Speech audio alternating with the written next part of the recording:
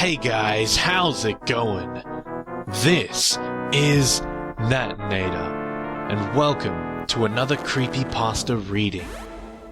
Today's story is titled South Wing.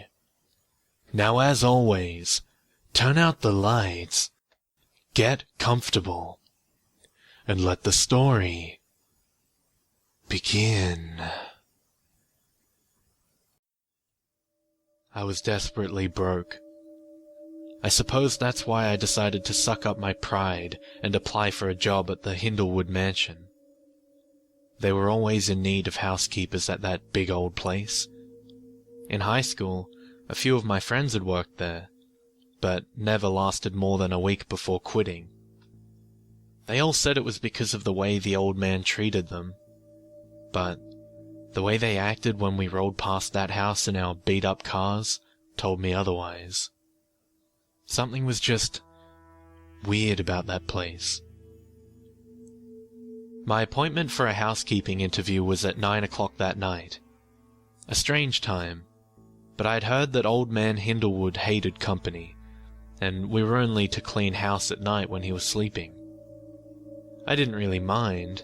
My nights were normally pretty uneventful. The small town I lived in hardly had any nightlife, and the only gatherings the younger people had were drinking in the cornfields or hanging out at the local gas station. I preferred to stay home and read. The interview was conducted by the lead housekeeper, a woman who looked a little too old to still be working. She was small and frail, very sweet but a little strange. The questions she asked seemed a little irrelevant to the job. She mostly wanted to know if I was afraid of the dark, since the old man couldn't sleep with the slightest light. I didn't really understand how, in such a huge place, one light could bother him, even at the other end of the house. We were permitted candles and a flashlight. Not exactly ideal for dusting the small nooks and crannies of the old place. Despite the irrationality of it all, I obliged to her request for lack of light. I was never afraid of the dark. Mrs. Livingston also requested that I never visited the southernmost wing of the house, where the old man slept, because she deals with that area herself. Hindlewood did not like strangers, and would likely fire me on the spot if he so much as saw evidence that anyone was in his wing. I suppose I answered all of the odd questions correctly, because I was hired on the spot. I was to work that night, and began immediately after getting my uniform from the maid's quarters. She walked me to the room with the cleaning equipment, near the kitchen, told me to work the northern wing for the night, the same wing which harbored the maid's quarters, reminded me again not to enter the south wing, and said goodbye for the night. She was to return at dawn, where my session would end, and hers would begin. I changed and began performing the duties explained to me, mostly dusting an array of antiques. I was about halfway through my shift, when I hear a high-pitched whistling. Not like a person whistling, more like the wind spiraling through a small window. I figured a window must have been left open somewhere, so I followed the noise with my flashlight, checking all of the windows as I passed them. It was oddly still out, and my heart began to beat a bit harder as I noticed how eerily quiet it was outside. It didn't seem windy at all. So what could this sound be? Of course, the noise was coming from the southern wing. I stood at the threshold to the southern hallway, wondering what to do. I didn't want to go down there, but could feel a dreadful draft coming from that direction, and was afraid the poor old man could catch pneumonia from the open window. I didn't want to be the cause of the old guy's death, even though he had a reputation for being quite the grouch. I'm sure he would understand, and if not, The worst that could happen is that I get fired, right? I took my first step into the hall, half expecting the old man to come charging out, garnishing his cane like a crazed, dementia-induced madman. But nothing happened. I slowly walked down the hallway, listening. I could still hear the whistling, but nothing else. I came to Hindlewood's doorway and put my ear to the door. Nothing but the whistling, which was clearly coming from the room. The door was nearly closed, yet was open just a crack, and I could see some light coming in from the crevice. It was not artificial light, but a dull blue light, like from the moon. I slowly opened the door, which creaked loudly as the room slowly came into view. With my flashlight pointed at the floor in the dark room in front of me. The room was large and mostly empty, with a very large curtained bed at the center. I could see a lump in the bed with the flashlight, which I assumed was the old man. He looked to be sleeping, but the hairs on the back of my neck told me I was being watched. As I inched toward the bed, I remembered my purpose for entering. The window.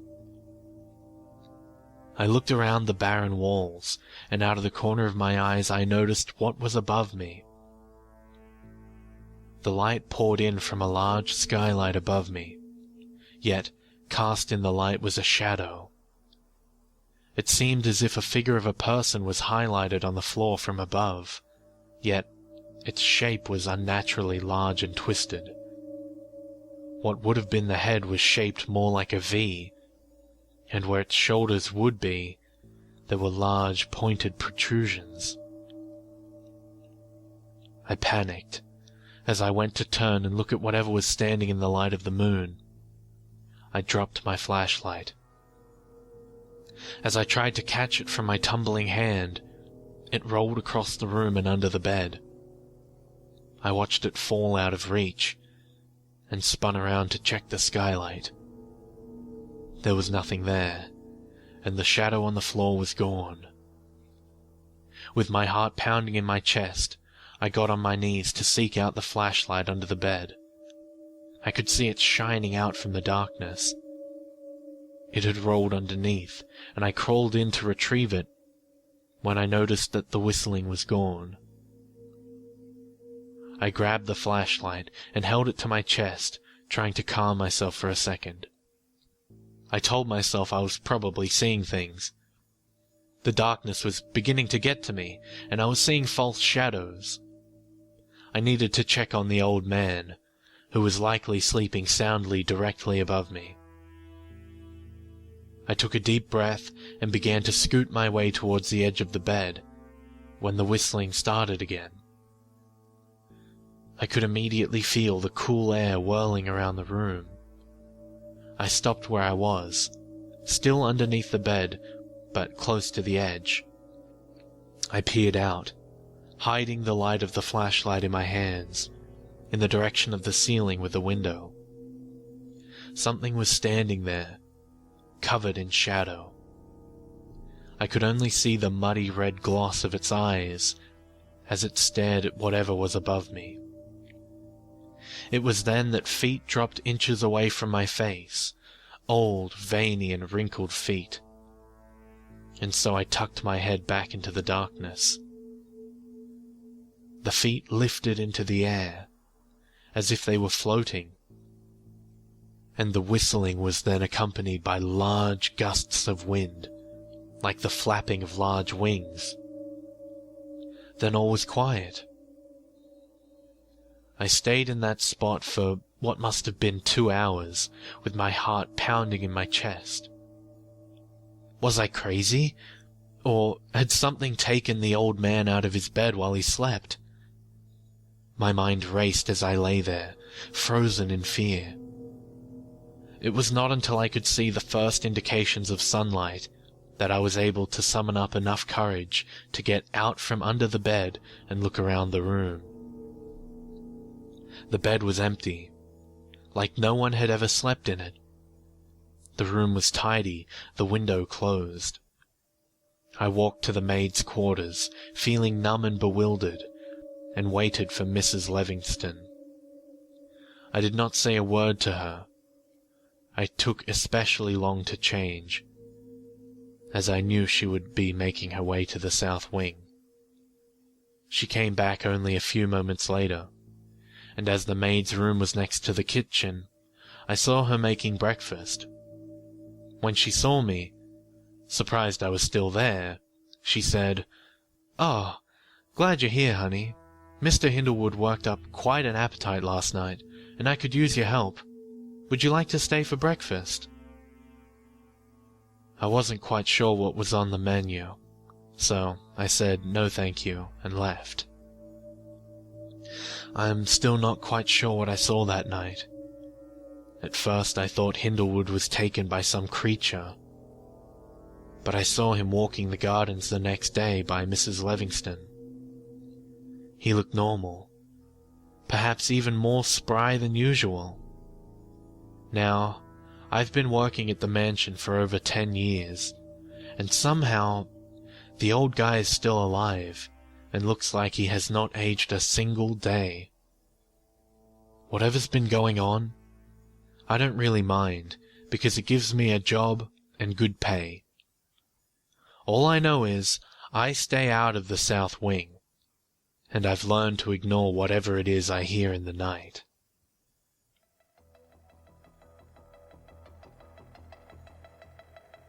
This is simply routine atomic energy commission safety procedure. There is no...